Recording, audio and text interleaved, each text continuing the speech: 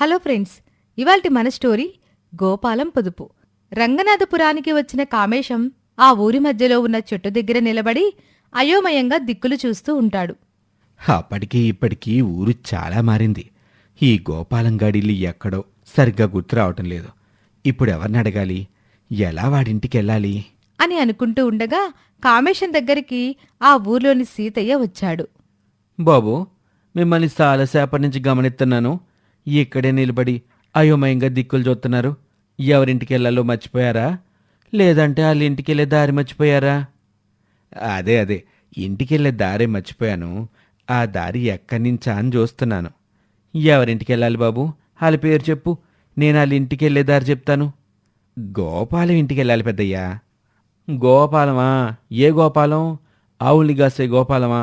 పట్నం వలసపోయిన గోపాలమా? రాత్రిపూట దొంగతనాలు చేసే గోపాలమా? నాకు తెలిసి ఈ ఊర్లో ఉన్నది ముగ్గురు గోపాలాలే బాబు. ఈ ఇల్లు కాదు పెద్దయ్యా, ఇంకో గోపాలం ఉండాలి. ఓహో, ఆ గోపాలం కోసం వచ్చావా? నాకిప్పుడు ఆ గోపాలం గుర్తుకొచ్చాడులే, పొదుపరి గోపాలం. అని చెప్పగానే కామేశం ముఖం వెలిగిపోయింది. అవును పెద్దయ్యా, పొదుపరి గోపాలం ఇంటికే వెళ్ళాలి. అంత పొదుపరంటే మాట్లాడే మాట కూడా ఆచిదూచి బలికేవాడు. అవసరం ఉంటే తప్ప నోరిప్పేవాడు కాదు. అంత పొదుపరిని ఈ ఊళ్ళో వాళ్ళు పీసినారి అంటా ఉంటారు. పీసినారి గోపాలం అంటే వెంటనే గుర్తొచ్చేది. వాడింకా అట్టాగే ఉన్నాడా పెద్దయ్యా? ఇలాంటి వాళ్ళు అంత తేలిగ్గా మారర్లే అయ్యా. పిసినారి గోపాలం, పొదుపు గోపాలం అని ఊరోళ్ళు ఎంత ఏడిపించినా వాళ్ళ మాటల్ని పట్టించుకునే రకం కూడా కాదు. తప్పో ఒప్పో తన దారి తందనుకునే రకం. అట్టగని మొండి మనిషి కూడా కాదు. అతని వ్యవహారమే అదో రకం. అని చెప్పి పొదుపు గోపాలం ఇంటికి వెళ్లే దారిని చూపిస్తాడు. కామేశం ధన్యవాదాలు చెప్పి ఆ దారిలో గోపాలం ఇంటివైపు నడుస్తూ ఉంటాడు. అప్పుడే గోపాలం ఇంటికి విరాళం కోసం సుందరం వచ్చాడు. ఏంటయ్యా సుందరం, ఎప్పుడూ లేంది ఈరోజు నా ఇంటికొచ్చావు? గోపాలం గారు, ప్రతి ఏటాలాగానే ఈ ఏటా కూడా గ్రామదేవత వేడుకలు ఘనంగా నిర్వహించడానికి విరాళాలు అడుగుతున్నాం. మీరు కూడా పెద్ద మనసు చేసుకుని పెద్ద మొత్తంలో విరాళం ఇవ్వాలి. తప్పకుండా ఇస్తాను అని చెప్పి 10 రూపాయలిస్తాడు. సుందరం ఆశ్చర్యంగా చూస్తూ, దేవత ఉత్సవాలకు ఇంత తక్కువిస్తున్నావేంటి? ఉత్సవాలు నిరాడంబరంగా చేసినా దేవతేమీ కోప్పడదు సుందరం. ఎందుకు ఆర్భాటాలు చెప్పు? అలా అంటారా? మొత్తానికి మీకున్న పేరుని సార్థకం చేసుకున్నారు అని చెప్పి అక్కడ్నుంచి వెళ్ళిపోయాడు. గోపాలం ఇంటికి కామేశం వచ్చాడు. ఒకరిని ఒకరు ప్రేమగా పలకరించుకున్నారు. ఓరే గోపాలం, నీ కొడుకు వినోద్ ఎక్కడ్రా? స్కూల్కి వెళ్ళాడ్రా. ఇప్పుడు వినోదు 10వ తరగతి చదువుతున్నాడు. చాలా చురుగ్గా ఉన్నాళ్లే. కానీ నాలాగా పొదుపరి కాదురా. డబ్బు ఖర్చు చేసే విషయంలో నేను మొండిగా వ్యవహరించటం వినోద్కి నచ్చటం లేదు. బయటాల దగ్గర ఉన్నట్టుగా కొడుకు దగ్గర కూడా ఉంటే ఎట్టా నచ్చుతావురా? చూడు, బయట ఒకలాగా ఇంట్లో ఒకలాగా ఉండటం నా వల్ల కాదురా. ఎక్కడున్నా ఎలా ఉన్నా పొదుపరిగానే ఉంటాను. స్కూల్ ఫీజు కట్టాలన్నా, పుస్తకాలు కొనుక్కోవాలన్నా, ఎప్పుడు డబ్బు అడిగినా సరే ఖచ్చితంగా అందుకు సరిపోయేంత డబ్బు ఇచ్చేవాణ్ణి. సాయంత్రం రసీదులు తెచ్చి చూపించమని చెప్పేవాణ్ణి. అది పెద్ద తప్పు కాదు కదా? అలా ఇద్దరూ కలిసి చాలాసేపటి నుంచి మాట్లాడుకుంటున్నారు. కానీ గోపాలం లోపలికి వెళ్ళి కనీసం తాగడానికి నీళ్లు కూడా తీసుకొచ్చి ఇవ్వలేదు. దాంతో నువ్వు నిజమైన పొదుపరివేరా అని చెప్పి తనలో తాను ఇలా అనుకుంటాడు.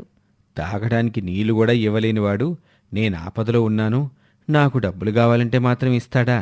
ఇవ్వడు. వీడికి మన ఆపద చెప్పుకునేదానికంటే ఇక్కడి నుంచి వెళ్ళిపోయి ఇంకో చోట డబ్బు ప్రయత్నం చేయడం ఉత్తమం అని అనుకుని అక్కడ్నుంచి వెళ్ళిపోయాడు. అలా రోజులు గడుస్తూ ఉంటాయి.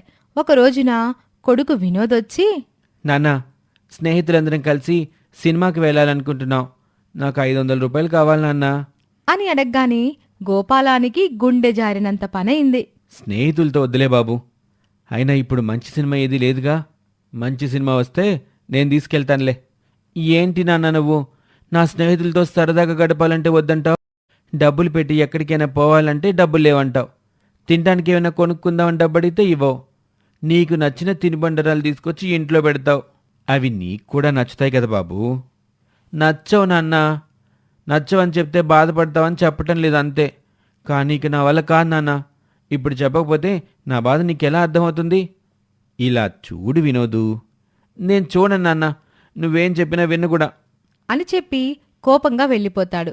రోజులిలా గడుస్తూ ఉండగా వినోద్లో తండ్రి పట్ల ఒక వ్యతిరేక భావం ఏర్పడిపోయింది. తను ఎప్పుడు డబ్బడిగినా తండ్రి ఇవ్వడనే అనుకుంటుండేవాడు. ఇంతలో వినోద్ 10వ తరగతి కూడా పూర్తయిపోయింది. ఫలితాలు వచ్చాయి. ఆ రోజు చీకటి పడుతూ ఉండగా ఇంట్లోకి వెళ్లకుండా దిగులుగా స్కూల్ ఆవరణలో కూర్చొని ఉన్న కొడుకు వినోద్ దగ్గరికి తన తండ్రి గోపాలం వచ్చాడు. ఏంట్రా వినోద్, చీకటి పడుతుండగా ఇంకా ఇంటికి రాకుండా ఇక్కడేం చేస్తున్నావు? పరీక్షల ఫలితాలు వచ్చాయి నాన్న.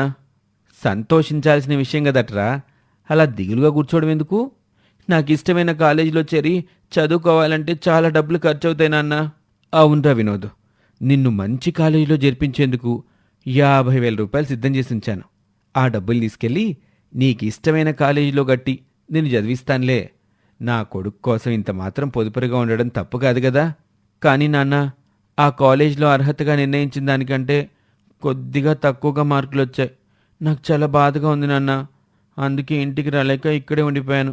మరి ఏం చేస్తే నువ్వు అనుకుంటున్న కాలేజీలో చేరి చదువుకుంటావురా? నేను ఆ కాలేజీలో చదవాలంటే ఇంకో 20,000 రూపాయలు డొనేషన్ రూపంలో కట్టాల్సి ఉంటుంది నాన్న. కానీ నువ్వంత డబ్బు కట్టలేవు కదా. సర్లేరా అబ్బాయి, కాలేజీలో చేరే సమయం ఇంకా ఉందిగా, అప్పటి వరకు ఆలోచిద్దాంలే. పద ఇంటికి వెళ్దాం అని వినోద్ని సంధాయించి అక్కడ్నుంచి ఇంటికెళ్ళాడు. రోజులు గడుస్తూ ఉంటాయి. వినోద్ దిగులుగా ఉండడం, తన స్నేహితులు ఇంటికొచ్చినా మాట్లాడకపోవడం గోపాలానికి నచ్చలేదు. కొడుకుని సంతోషంగా చూడాలనుకున్నాడు. కాలేజ్లో చేరాల్సిన రోజు దగ్గర పడింది. ఇక ముందు రోజు రాత్రి గోపాలం తన కొడుకు వినోద్ని పిలిచాడు. ఏమిటి నాన్న పిలిచారు? రేపు కాలేజీలో జాయిన్ కావాలి కదట్రా, దానికి కావాల్సినవన్నీ సిద్ధం చేసుకో. కానీ నాన్న, మరి 20,000 రూపాయలు తక్కువయ్యాయి కదా, సర్దుబాటు అయ్యాయిలేరా అని చెప్పగానే వినోద్కి అనుమానం కలిగింది. సందేహంగా, అంత డబ్బు ఎలా సర్దుబాటైందన్నా? ఎక్కడైనా అప్పు చేశారా? ఒరేయ్, నా గురించి తెలుసు కూడా అప్పు చేశావా నాన్న అని అడుగుతున్నావా వినోదు? మీ నాన్న పొదుపరి కదట్రా. తెలుసు నాన్న, అందుకే కదా నా కాలేజ్ చదువు కోసం 50,000 దాచిపెట్టావు. మరి 20,000 ఎక్కడివి నాన్న? అవి నీ డబ్బులే అని చెప్పాడు గోపాలం. అది విన్న వినోద్ ఆశ్చర్యంగా, నా డబ్బులా?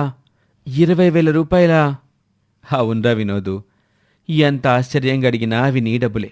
నీకింకా నమ్మకం కుదరలేదని నాకు అర్థమైందిలే. కానీ నేను చెప్పేది నమ్మాలరా. ఎలా నాన్నా? దాచిపెట్టమని చెప్పి నేను మీకు ఎలాంటి డబ్బులు ఇవ్వలేదు కదా. నువ్వు ఇవ్వలేదురా అబ్బాయ్. చిన్నప్పటి నుంచి నువ్వు తినుబండారాలకని, సినిమాలకని, షికార్లకని అప్పుడప్పుడు 10, 20, 50, 100 ఇలా డబ్బులు అడుగుతుండేవాడివి కదా. అవునన్నా, కానీ నువ్వు ఇచ్చేవాడివి కాదు కదా. నేను చెప్పేది వినరా. నువ్వు అడిగిన ప్రతిసారి నేనివ్వకుండా లేవని చెప్పేవన్నా. అయితే అలా ప్రతిసారి నువ్వు అడిగినంత సొమ్ముని వీడిగా కూడబెడుతూ వచ్చాన్రా. ఇన్నాళ్ళకి అవి ఇదిగో 20,000 రూపాయల కంటే ఎక్కువే అయ్యాయి. ఆ డబ్బులు ఇప్పుడు నీ చదువుకి అవసరమయ్యాయి అని చెప్పాడు గోపాలం. వినోద్కి కళ్ళల్లో నీళ్లు తిరిగాయి. ఇన్నాళ్ళు తన తండ్రి గురించి ఎంత తప్పుగా అనుకున్నాడో గుర్తుకొచ్చి బాధ కలిగింది. తాను దుబారా చేయకుండా చూడ్డమే కాకుండా తను అడిగినంత డబ్బుని తన కోసమే పొదుపు చేస్తూ వచ్చిన తండ్రి అంటే గొప్ప గౌరవం ఏర్పడింది. గొంతులో నుంచి దుఃఖం వస్తూ ఉండగా, థ్యాంక్ యూ నాన్నా అని తన తండ్రిని గట్టిగా పట్టుకున్నాడు. దాంతో గోపాలం సంతోషపడ్డాడు. థ్యాంక్ యూ ఎందుకట్రా? ముందు నువ్వు రేపు కాలేజీలో చేరడానికి తయారవు. అది తండ్రిగా నా బాధ్యత అంటూ కొడుకు వినోద్ నుదుట ప్రేమగా ముద్దు పెట్టాడు. ఇక అప్పట్నుంచి వినోద్ తన పట్ల గౌరవంగా ఉంటూ బుద్ధిగా కాలేజీకి వెళ్లి చదువు కోసం మొదలుపెట్టాడు. ఇది ఇవాల్టి కథ. మరొక ఆసక్తికర కథతో మళ్ళీ కలుద్దాం.